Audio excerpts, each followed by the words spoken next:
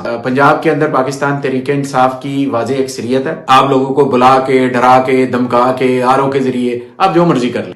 आपने पंजाब के अंदर आपकी सिर्फ 30 से 35 सीटें हैं और आपने इसको 135 और 140 और 145 की तरफ ले जा रहे हैं।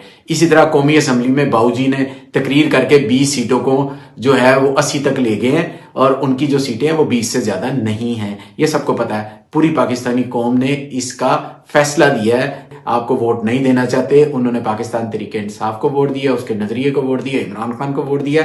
झूठ बोलते हुए थोड़ा कंट्रोल कर लिया करें।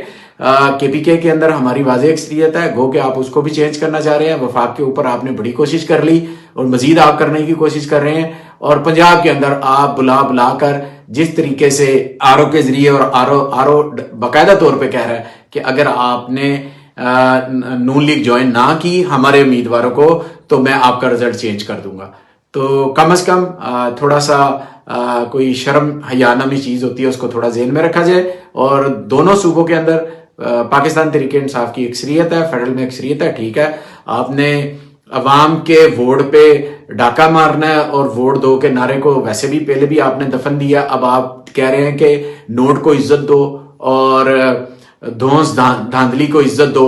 जब आप इक्तदार में नहीं होते तो आप पांव पकड़ते हैं, जब आप इक्तदार में होते हैं तो लोगों के गले पकड़ते हैं। ये आपकी रवायत रही है और आपने हमेशा ऐसा किया है। लिहाजा आपकी कोई अक्सरियत नहीं है। जिनकी अक्सरियत है उनको हुकूमत करने दी जाए ताकि पाकिस्तान का निज़ाम चले और पाकिस्तान तरक्की की तरफ जाए और लोगों को पता हो कि ये हमारी मुंतखब हुकूमत है।